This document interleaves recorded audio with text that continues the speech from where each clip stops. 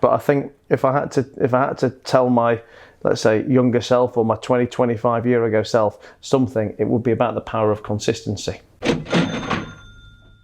You have just gone into a fitness journey. And I tell you this all the time, or at least I've told you this a few times. I love to see you in this fitness, activities that you're doing. Based on what you've been sharing with me, how you're feeling and the energy that it's giving you, etc. Looking back, would you have changed anything? Or what have you learned about fitness looking back from this morning's workout with the Jaguar over your whole life? Jaguar will be so happy you got a mention. Yeah. This is for you, Steve. He paid me for that, actually. He paid me for the plug. Looking back, in hindsight, what is fitness for you? So it's interesting that you've kind of specified that question then, because I was thinking of almost like a different line or different answer before. But I think the biggest thing so two big learnings on exercise for me then. One is the power of it that is everything other than the exercise itself, i.e., the exercise is a task in and of itself, but the real benefit comes in the energy that it creates within you, and then the power therefore that then has on everything else it is you want to do in life. But I think if I had to tell my, let's say, younger self or my 25 year ago self something, it would be about the power of consistency. Because I think that is what has put me off exercise in the past. I mean, obviously a couple of things put me off. I mean, like even today, there's lots of exercise that I don't enjoy, and that's why we were talking earlier about how I was saying it's so important to find exercises that you do love, because then you don't give up on it. But I think for me, when I'm 20, 22, 25, whatever, I'd always do a bit of exercise, but I'd never properly commit to it, because I think I'd struggle to ever see the results.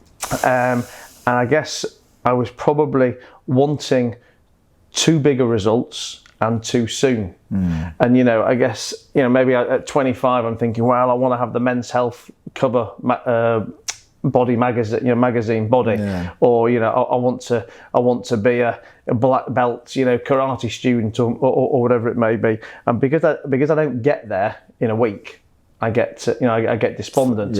And I've heard a few times people say lately that that expression that you overestimate what you can do in a year and you underestimate what you can do in 10 years. I think that completely just translates to that power of consistency. And I look at myself now, like today at the end of that session I did this morning, where I was completely fucked. I mean, literally dripping and dying.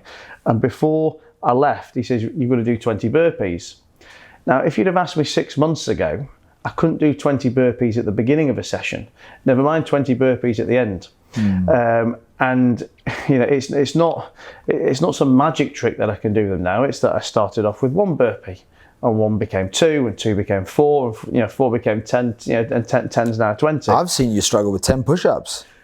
So the fact that you're fucking just ripping out burpees, and I've seen you do it, that is testimony to just keep showing up consistently. And that's the lesson, like you say, showing up is 80% of the battle. And just that power of consistency, that yes, today it's going to be tough, and tomorrow it's going to be tough, and after a week you're probably not really going to be seeing any results, and after a month you might not be seeing many results, but then one day you just wake up and that snowball has hit you. And I guess if you use that analogy of that snowball, when you're rolling it, it's like impossible to roll at first, isn't it? It's tiny, and for seconds, if not minutes, it's impossible to roll. I think it's a little bit bigger, a little bit bigger, and then you just look at it one roll, and the thing's like a fucking foot long, and there's no shortcut.